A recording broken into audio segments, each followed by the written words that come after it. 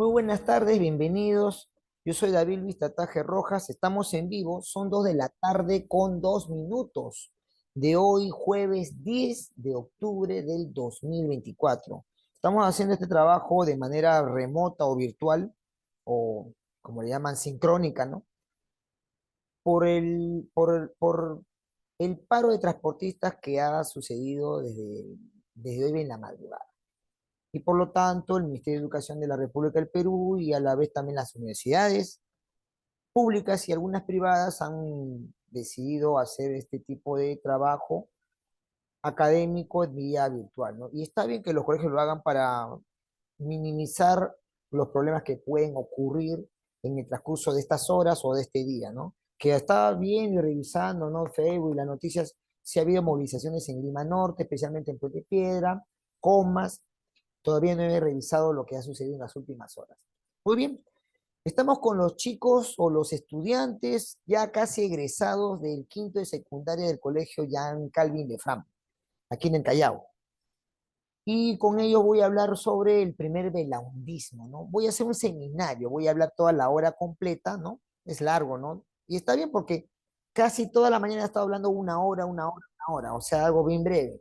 Pero en esta oportunidad voy a tener ya la exclusividad de hablar toda la hora completa, un seminario sobre el primer gobierno de Fernando Belaúnde Terry. Buenazo tema. He preparado algunas diapositivas que lo vamos a ver y que lo vamos a explicar, ¿no?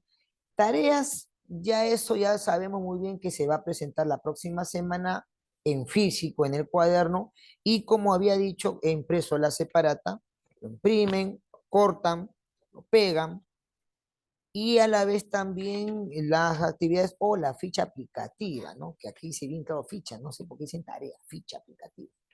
¿Dónde están las 12 preguntas que se van a realizar? Y ustedes lo tienen que elaborar, ¿no? No son 5, son 12. Y claro, aquí están algunos dibujos referente a Belaúnde, referente a lo que es el aeropuerto Jorge Chávez, cuando lo inauguró, y sobre los proyectos que hizo de en construcción en su primer gobierno. Vamos a hacer un recuento primero de las diapositivas que vamos a hablar y después hacemos el análisis del tema. Comenzamos. Vamos a compartir pantalla. Vamos a hablar referente hoy sobre Belaúnde, el primer gobierno de Belaúnde Terry. Buen Ha sido un gobierno polémico, ya ustedes lo van a ya criticar o cuestionar. Las primeras elecciones, luego hay un golpe de Estado, una junta militar que van a, van a hacer un cambio, van a evitar que el APRA o la Alianza Popular Revolucionaria Americana, liderado por ahí de la Torre, llegue al poder, ¿no? Aparece el gobierno de Ricardo Pérez Godoy, ¿no? En el 62 al 63. Es un hecho que van a derrocar a Prado Garteche. Luego viene un golpe dentro del golpe de Estado. Es decir, los militares se sacan el poder o se quitan el poder entre ellos y aparece el gobierno de Nicolás Lindley, ¿no? Que está en imagen. Hizo obras, por si acaso. Casi los militares en el Perú han hecho obras. Desde el momento de Sánchez C. Rodríguez han hecho obras, ¿no? Luego después tenemos las elecciones del 63, elaborado, previsto y organizado por los militares, ¿no? Que intentaron ordenar el país. Y aquí es donde gana nuestro personaje que hoy vamos a hablar, Belaúnde Terry, ¿no? Primer gobierno. Las obras de Belaúnde en su gobierno del 63 al 68. Luego después el acta de Talara, el escándalo de la página 11, ¿no? En el año 63. En imagen tenemos la refinería de Talara en Piura, y el escándalo de la página 11 en el 68, ¿no? Hay una toma espectacular de una tanqueta, un tanque apuntando al Palacio de Gobierno. Luego después un golpe de Estado otra vez por los militares y lo sacan a Belaúnde del poder en el 68, ahí es donde entra Velasco Alvarado, que ya será la próxima clase que lo hablaría, ¿no? Y lo envían a Argentina. Ese es el tema bien breve y preciso, resumidito en realidad de la separata, pero vale la pena. Entonces, explicación. Análisis primero del tema para poner en escenario político qué es lo que pasó en el Perú. Bueno, en el siglo XX, siglo pasado, gobernaron militares y civiles, militares y civiles, militares y civiles. Leguía, un gran civil, ¿no? Un dictador también, o autócrata, para decirlo más claro. Luego, los presidentes un poco débiles, que vendrían a ser Bustamante y Rivero, Prado Ugarteche uno, después hay Prado Ugarteche dos, ¿no? Manuel Prado, ¿no? Un millonario. Luego después vendrían otros civiles, caso Belaúnde, y después Alan García, ¿no? Que ustedes ya saben, Alan García uno, el primer gobierno. Y luego Fujimori, que ya sabemos, pues todo lo que las locuras que hizo Fujimori en el país. Y los militares hay que mencionarlos. Sánchez Cerro, Odría, ¿no? Antes de Velasco, los Pérez Godoy, Lindley, que Basadre no lo llega a catalogar porque fallece en el 83 y entonces ya debería haber sido el cuarto militarismo. Pero otros historiadores lo colocan como el doceño militar, que eso lo vamos a tocar ya en la siguiente clase. Hoy vamos a hablar de Belaúnde. ¿Quién era este personaje, este profesor universitario que había estudiado arquitectura en la UNI? Fue profesor de la UNI, fue un hombre muy importante, creó la revista del arquitecto, hizo obras en base a su trabajo como arquitecto, ¿no? Y esto fue muy importante porque hizo excelentes diseños, ¿no? Por ejemplo, la ciudad satélite de Santa Rosa, ¿no? Ustedes conocen el Colegio Solán de Los Ángeles, que está dentro de la ciudad satélite de Santa Rosa, fue obra de Belaúnde. Si ustedes son minuciosos y caminan, ¿no? Por lo que vendría a ser la Alameda, ¿no? De Solán de Los Ángeles, hay una Alameda, y en la Alameda pasan ustedes por lo que es la iglesia, y más adelante, rumbo a Tomás Valle, van a encontrar una pequeña plaza, ¿no? Después de la plaza principal, ¿no? Que está la parroquia. Hay una plaza chiquita, una rotonda, para decirlo más claro. Y ahí hay un obelisco donde dice ENACE. ENACE es la Empresa Nacional de Edificaciones. Y abajo hay figura Ciudad Satélite, ¿no? Obra de Belaúnde. No recuerdo el año, creo que debe ser en 80, 83. Luego también la otra ciudad satélite, porque esa es una visión que trajo Belaúnde al Perú, la ciudad satélite, es decir, ciudades que están alejados de la Gran Lima metropolitana, pero son polos de desarrollo, ¿no? Como por ejemplo la otra ciudad vendría a ser la ciudad eh, la ciudad del deporte.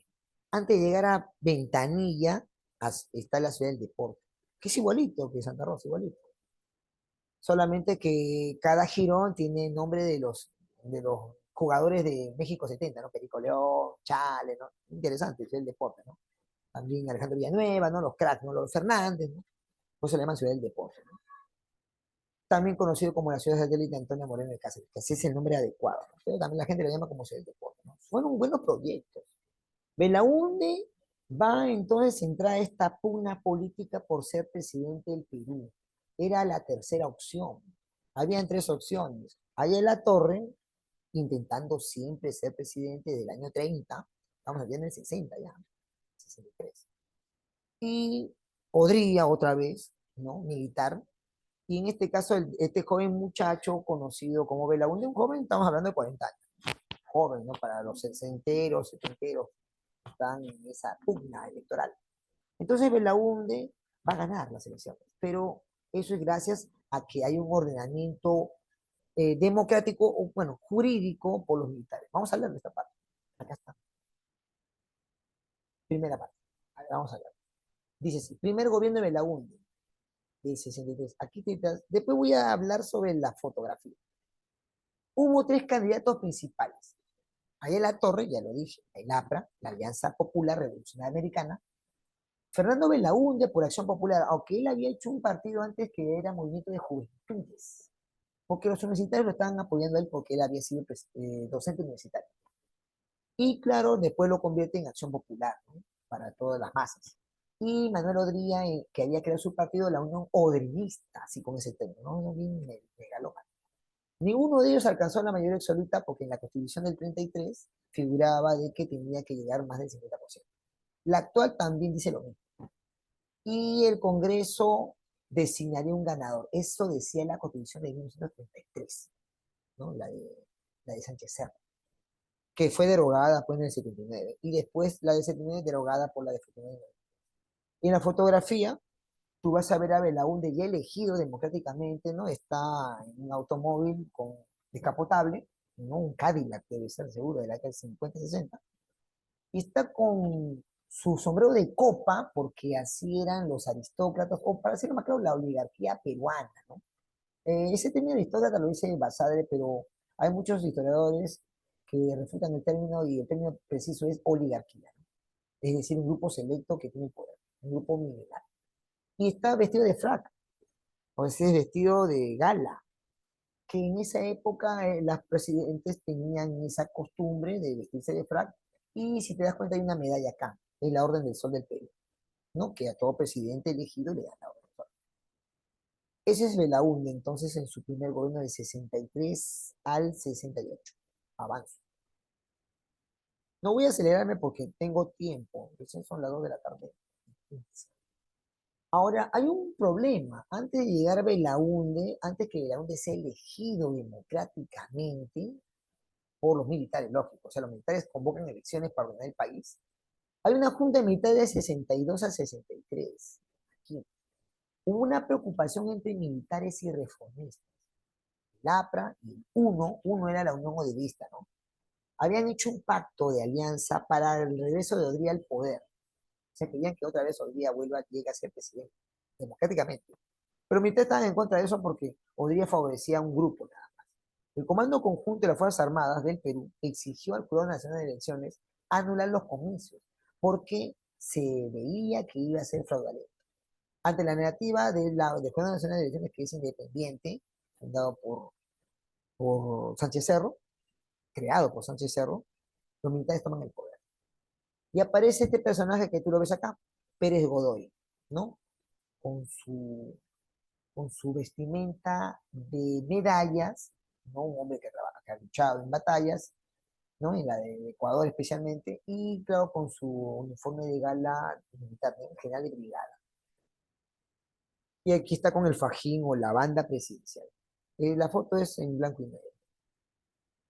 El gobierno del general Ricardo Pérez Godoy, del 62 al 63, dura solamente meses, nada más, de julio a marzo. Él va a crear la Comisión Nacional de Cultura, que ya en un futuro se va a llamar Institución Nacional de Cultura y más adelante se va a llamar Ministerio de Cultura, en el 62. Encargada de promoción, de desarrollo y la difusión de la cultura. El INC era el Instituto Nacional de Cultura, así lo llaman antes, que se forma un ministerio. Creó el sistema de planificación del desarrollo económico y social. Eso es bueno. Una pausa. Ya estamos hablando de geopolítica ya. Porque cuando él dice, cito, donde estoy acá, crea una junta, no, antes de eso, acá está. Creación del sistema de planificación y desarrollo económico. O sea, ya se está ambicionando cómo debería ser el desarrollo económico, es decir, había mucha informalidad, no tanto como ahora, pero están ya planificando cómo debería ser el proceso económico en el Perú. Un militar, lógico, Antonio Mercado Jardín es a posteriori, ¿no? Que ustedes ya lo habían leído. Caso de geopolítica. Sigo, interesante. ¿Qué más? ¿Qué más tenemos? Creación del sistema de desarrollo y planificación, sistema de planificación y desarrollo económico y social del Perú, con la finalidad de proyectar el desarrollo del país. Claro, pues, porque los militares quieren que el país sea un país ordenado y a la vez también un país que tiene sentido, tiene mucho sentido, porque no es como lo que dice Dina Boluarte, pues, de que la gente roba porque tiene necesidades. No, no es así, eso está mal. Me sorprende la abogada de la Universidad San Martín, porque ella es de San Martín, es abogada. El problema de la informalidad en Perú es porque no hay trabajos formales. Entonces la gente recurre a las calles a vender. Y dices informalidad.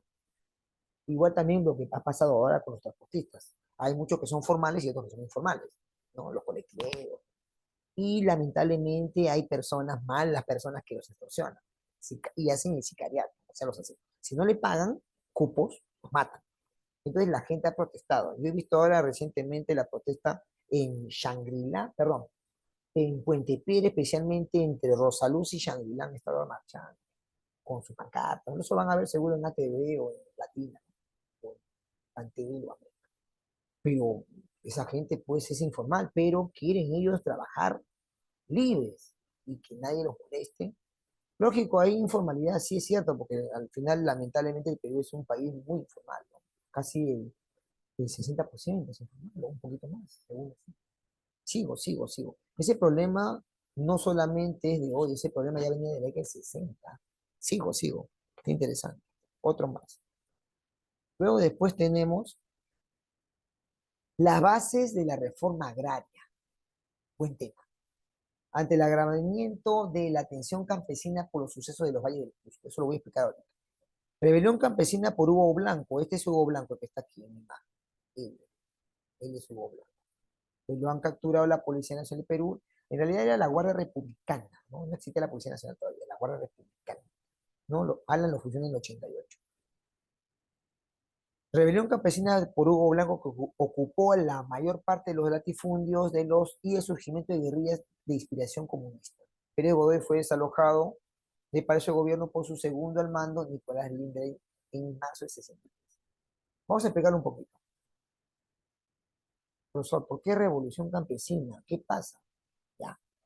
En el texto dice bien claro que van a sentar la ley de base para la reforma agraria, es decir, van a crear un banco para generar dinero a los campesinos, pero no a los campesinos propiamente dicho, sino a los empresarios agrícolas de esa época.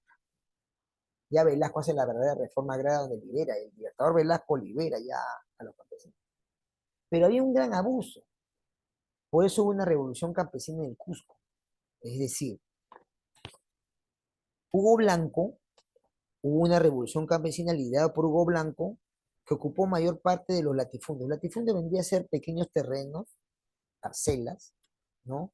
Es decir, de las grandes hectáreas que tienen los agricultores o el empresario agrícola, que están divididos en latifundios, parcelas.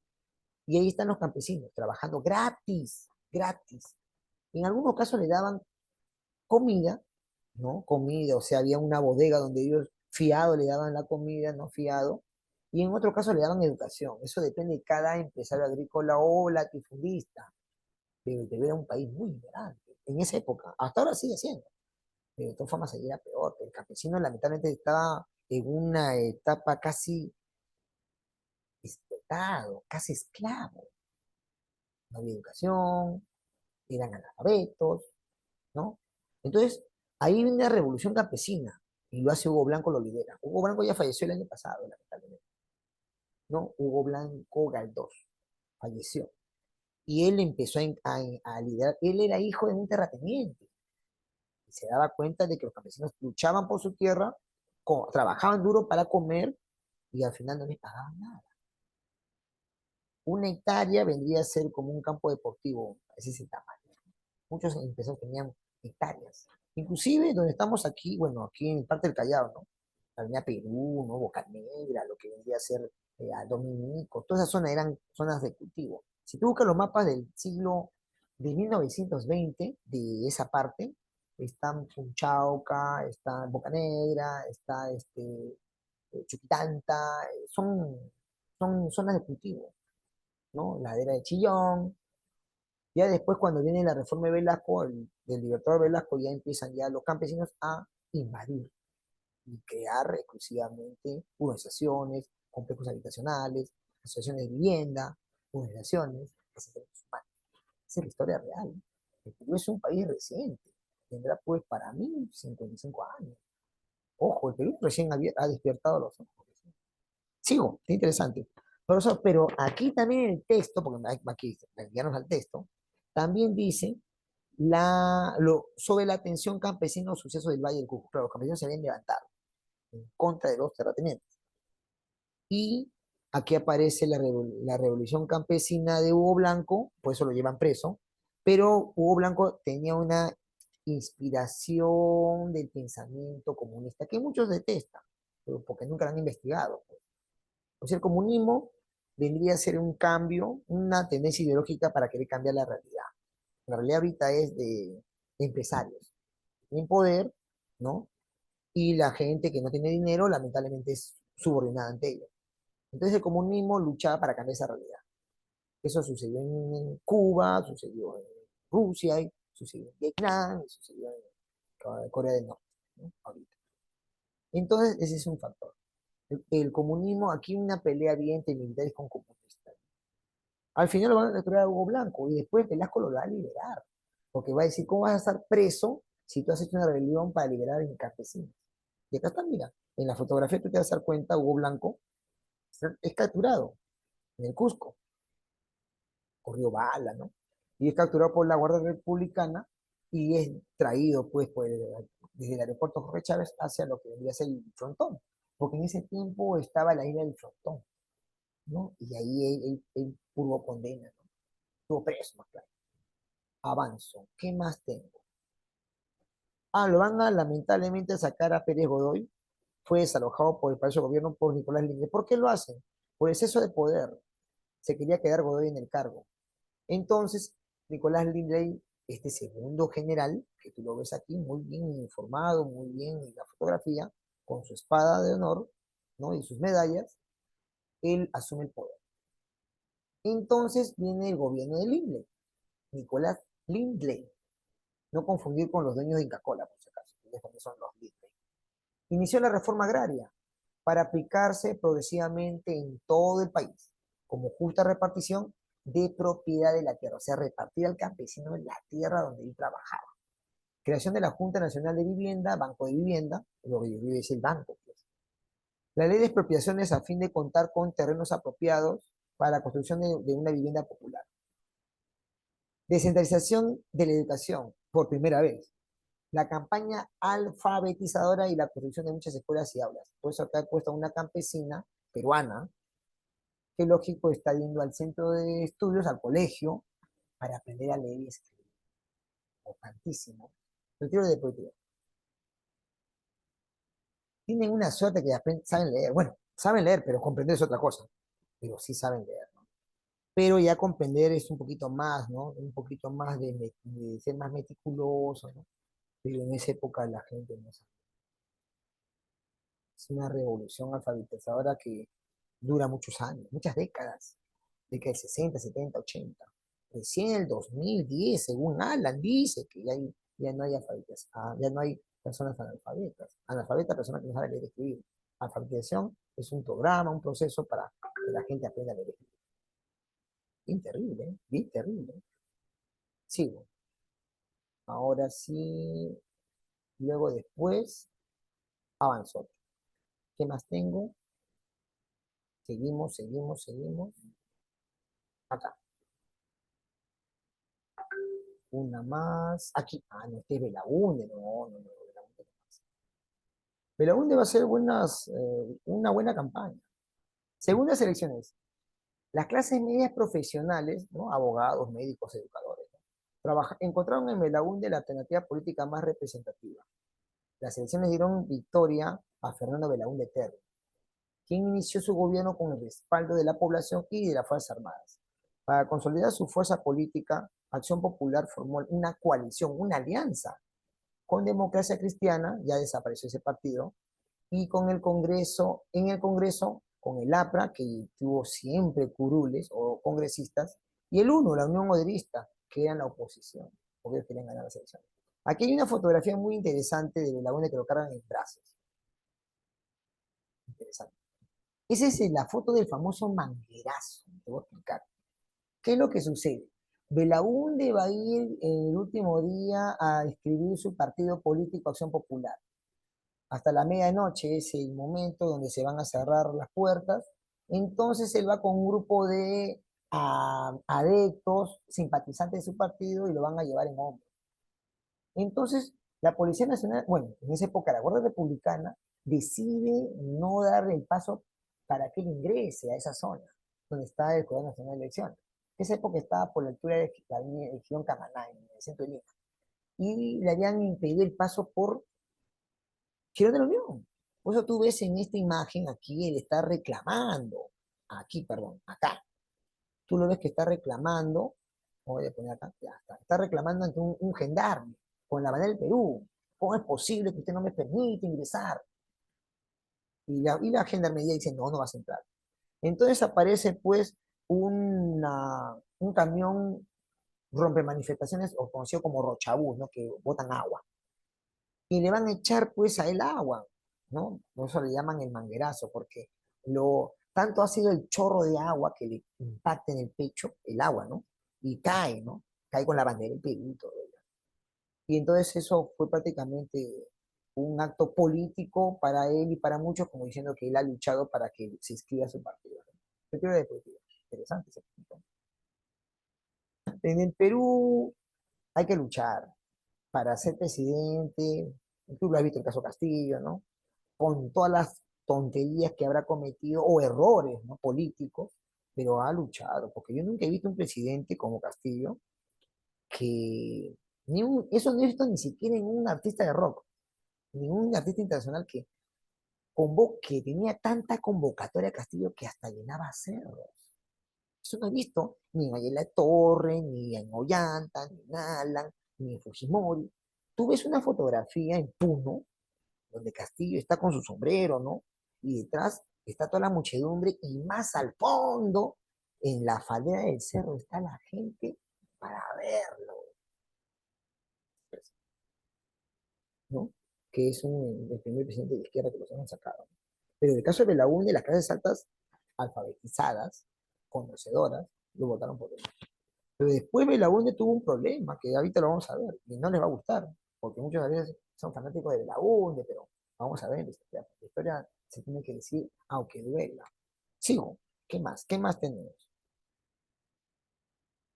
El gobierno de Belaúnde, obras. Aquí en esta hermosa fotografía te das a dar cuenta cómo el arquitecto está ya diseñando, ¿no? A través de esta maqueta, lo que vendría a ser el centro cívico, vendrían a ser los complejos habitacionales, bueno, edificios. Y claro, acá está lo que es la Plaza Grau, el Paseo de los Héroes Navales, el Palacio de Justicia, ¿no? Y es un proyecto, ¿no? Que él también apoya en la construcción del centro cívico. Obras. Vamos por acá, vamos a sacar esto, lo vamos acá. Inició el proyecto de la reforma agraria. Estableció las elecciones municipales del 63.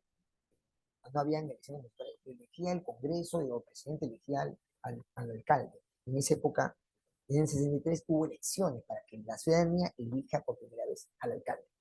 Creó el sistema de cooperación popular para comprender con proyectos en beneficio de la comunidad con el lema El pueblo lo hizo. O sea, vasos de leche, comedores populares, ¿no? Todo eso, ¿no? Cooperación popular. Construcción de la carretera marginal de la selva, hoy se llama carretera Fernando Belaúnde Terry, que es una carretera longitudinal que une desde Juanjuy hasta Tarapoto, ¿no? Hasta Villarrica. Luego, en los proyectos de irrigación, echar agua o llevar agua a olmos, tinajones en la Mayeca y Chiclayo, ¿no? Esto sí tengo que explicarlo, tengo que explicarlo más. Ojo de que después vamos a regresar. Yo tengo hasta las 3 de la tarde. ¿Qué es lo que pasa aquí? Traer agua de la Amazonía peruana hacia el desierto de la costa es una obra impresionante. Es una obra de proyectos de irrigación. Así como Chavimochi también, que era obra de Belaúnde, pero lo inaugura la García. Así también traer agua de la selva que se está desperdiciando y traerlo a través de túneles por los Andes peruanos y llegar hasta la costa peruana, al desierto costero, es impresionante. Eso ayudó mucho, ¿no? Para que toda la costa sea una zona fértil, valles fértiles y que haya agricultura y la gente pueda comer, ¿no? Buena obra. Sí, otra más. ¿Qué más tenemos? Luego, después, la construcción de conjuntos habitacionales, como ya le había explicado, la ciudad satélite, la de Santa Rosa, la de la ciudad del deporte.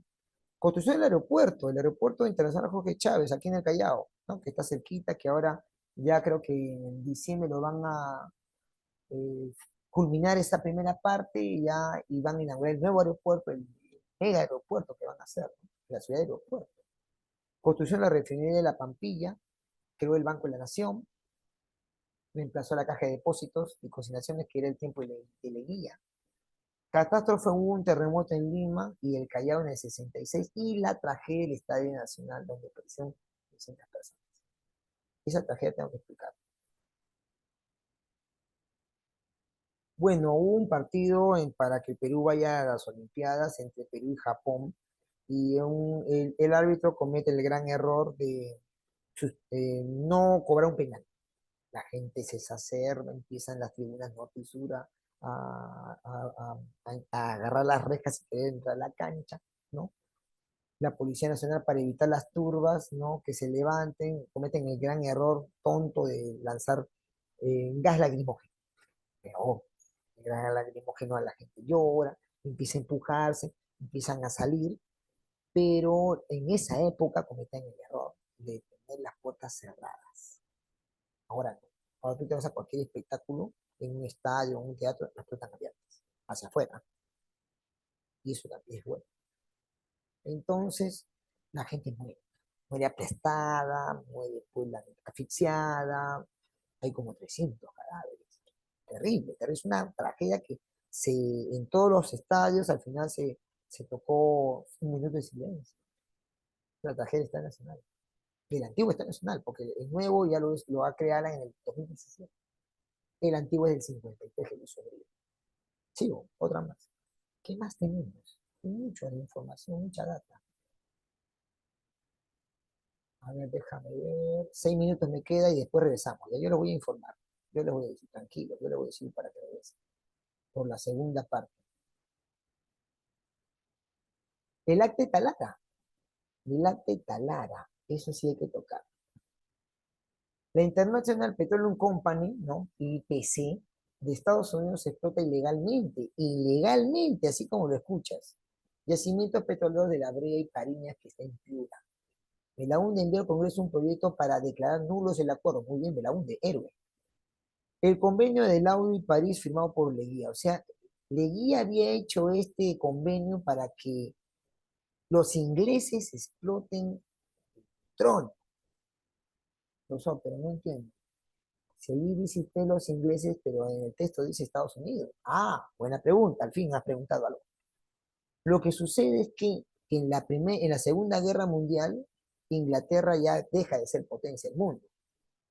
El Perú en 1920 pedía préstamo a Inglaterra, pero cuando Inglaterra cae en la Segunda Guerra Mundial de 39 al 45, los aliados, Estados Unidos, Inglaterra, Francia, van a liberar, entre comillas, liberar de la Alemania nazi, no que al final lo ganan los rusos.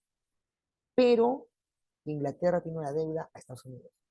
Y entonces todos los bienes de Inglaterra pasan a Estados Unidos. Por eso, en el caso peruano, el laudo, es decir, el acuerdo que era para los ingleses, el laudo en París, porque ahí se firmó, pasa a ser por los norteamericanos. Por eso eran ilegalmente los norteamericanos que estaban sacando el petróleo peruano, ilegalmente, desde la década del 40. Eso no lo vio ni siquiera Prado, ni Odría, ni tampoco Rivero, que era abogado. Lo vio Velarde, porque hubo un escándalo. Entonces, eso es lo que va a haber. Por eso tú lo ves acá, lo siguiente, escucha. El laudo favorecía a la IPC, a la International Petroleum Company. Belaúnde solicitó que los campos de La Brea y Pariñas pasen a la petrolera fiscal del Estado. Ahí dice Estado, pero es el Estado, en una reunión el Congreso dio la ley 14696 que declaraba nulo el laudo. Muy bien, nulo, nulo, no sirve. El Poder Ejecutivo promulgó en una ley que buscaba una solución al problema. Aquí tenemos el yacimiento petrolero en La Brea y Pariñas. Nada más. Profesor, no entiendo, ¿qué pasó? Ya. Los ingleses habían hecho un acuerdo con el Leguía. Los ingleses dejan de ser potencia y Estados Unidos se convierte en el acreedor, o sea, el prestamista.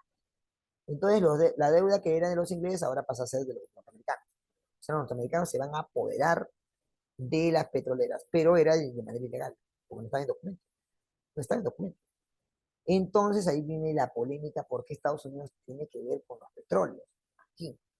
Y por qué hay esta empresa, la International Petroleum Company, que se va a apoderar y va a sacar el petróleo peruano de manera ilegal. Desde la década del 40, 50, 60. Entonces, ahí comienza el gran problema. Eso lo voy a responder en la segunda parte.